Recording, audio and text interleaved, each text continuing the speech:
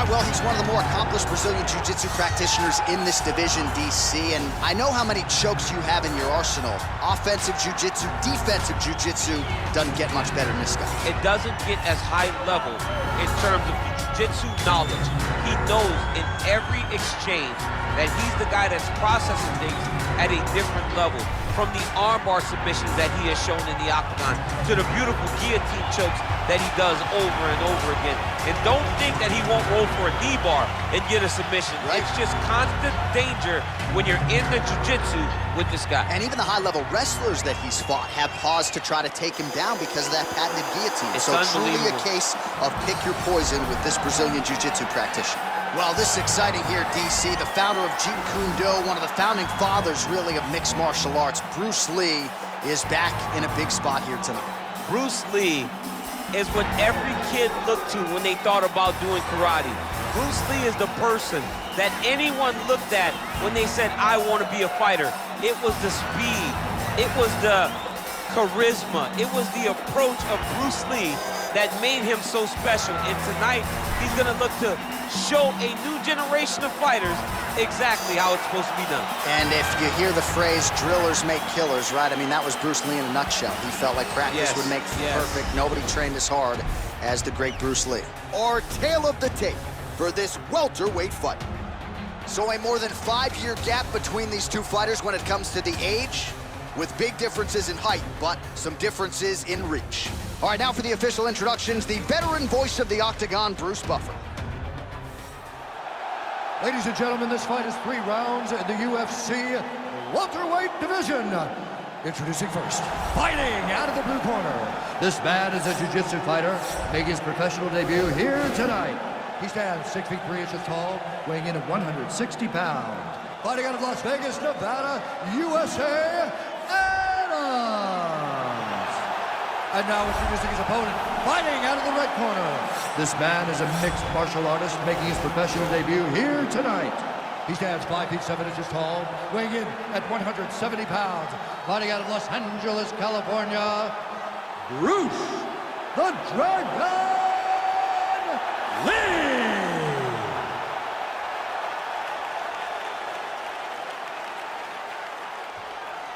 And when the action begins, our referee in charge of the Octagon, Dan Mergliotta.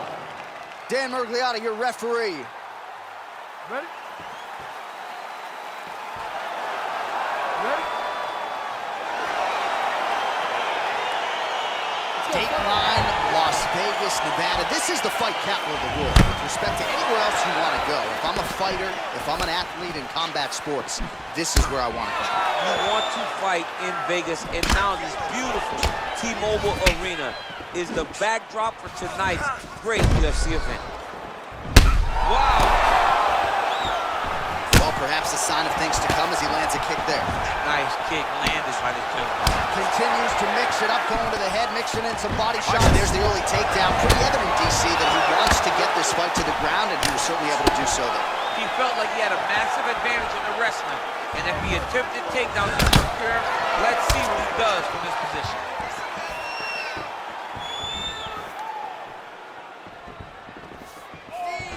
Really making good use of his reach advantage there with that punch. Big punch lands over the top. How's he gonna follow this one?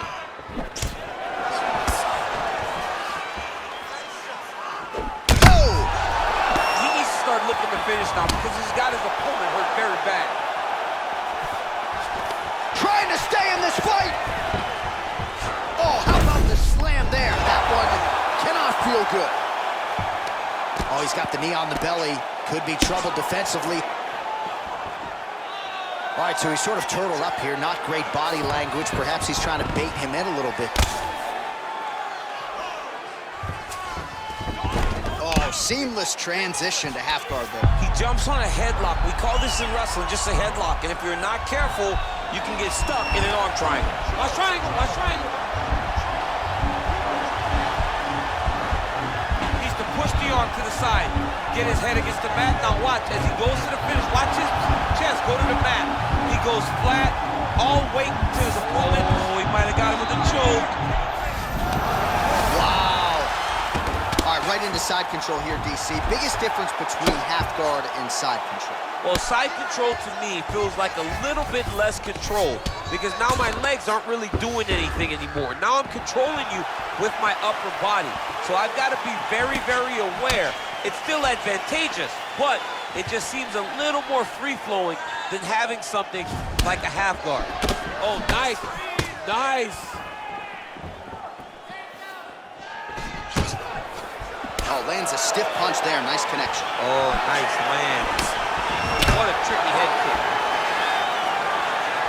Yeah, he's mixing it all up. 20 seconds to go. Now he's masterful from here. Oh, he went to a single, switched to a high crotch, takes him for a ride, slams him on his back. What a takedown. How's that? Oh, and there's the horn at the end of the round. How about this fight, folks? You see, he was nearly caught in a submission there right at the end of the round. Saved by the bell. So back to the stool. Mentally probably not in a great place here. We'll see if he can recover and get himself back into this fight.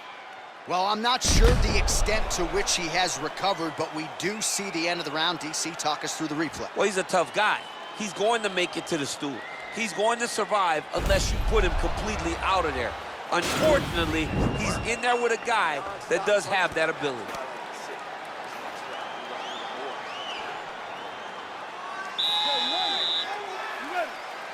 All right, round two.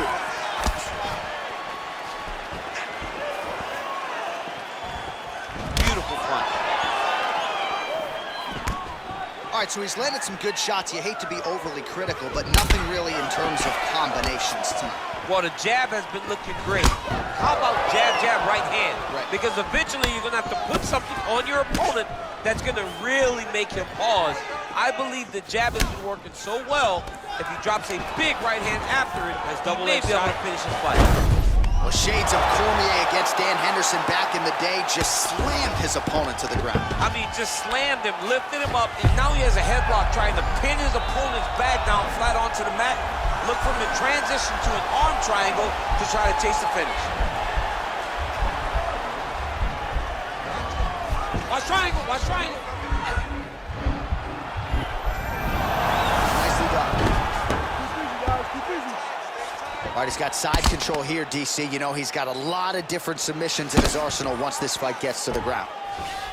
All right, we'll see if he can apply pressure inside his opponent's guard here, DC.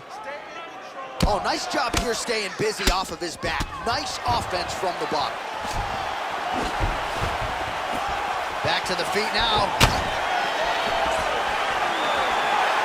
Well, he's really starting to land a high number of strikes here in the second round. No denying that he has taken the message from his corner. Oh, he's had a huge strike right there. I'm not sure how many more of these his opponent can take. Massive shot that he landed. Great job. Now goes in and secures the takedown. He's doing a really good job of getting on that high crotch and just following the action. All right, half guard now. Not a fighter you want in half guard against you. For the bottom fighter, what does he need to do? He needs to secure his underhook. He's got to be fighting for underhook. One of the most key things you can do as a bottom fighter stuck in half guard is try to frame. You frame and push your opponent away from you. By pushing him away from you, he will then want to come back into you. Right. It's like when I push you back, you want to go forward. So as he comes forward, hand goes off the face, let it slip into an underhook, build up to your elbow, then go chase your single leg. This is high-level grappling, John, from a Brazilian Jiu-Jitsu black. Now he's going to try to attack Kimura here.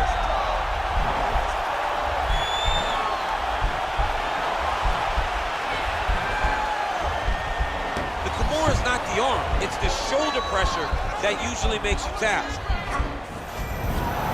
And he's out. All right, bottom fighter here, maybe looking to hip escape, DC. And he's back up again, so the takedowns have been there, as have the get-ups. And they separate. Look at him yank the head and land that beautiful punch to the clinch. 10 minutes in the books.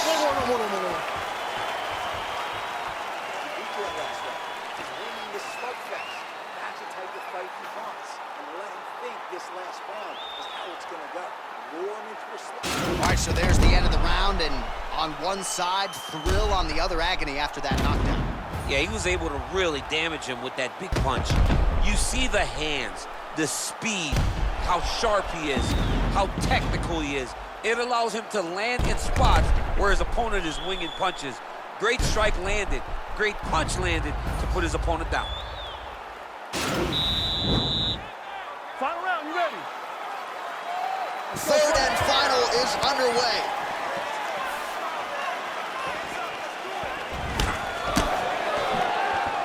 Oh, left hook to the head, it's blocked.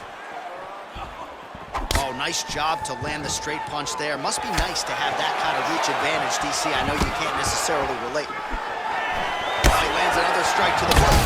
That is a huge shot there, DC. I'm not sure how he stayed upright.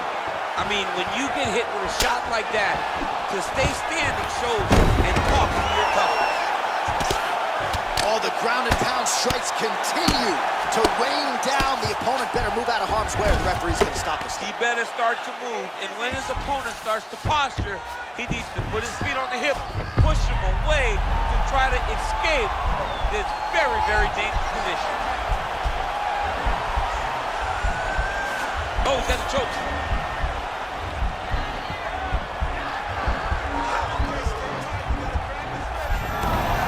Now he's okay.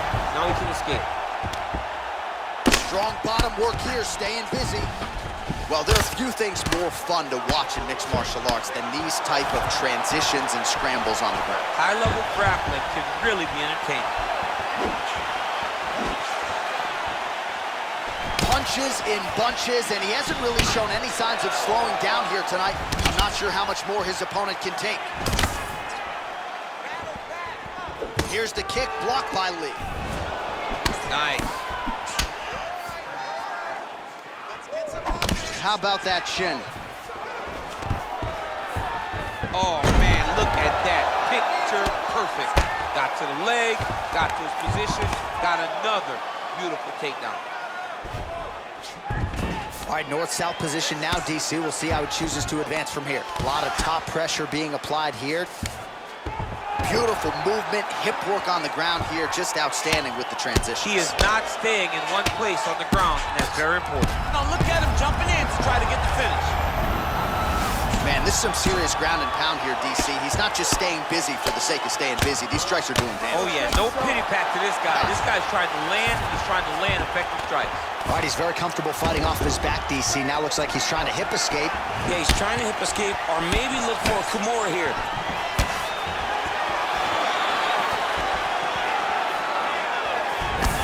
Trying to establish that jab once again.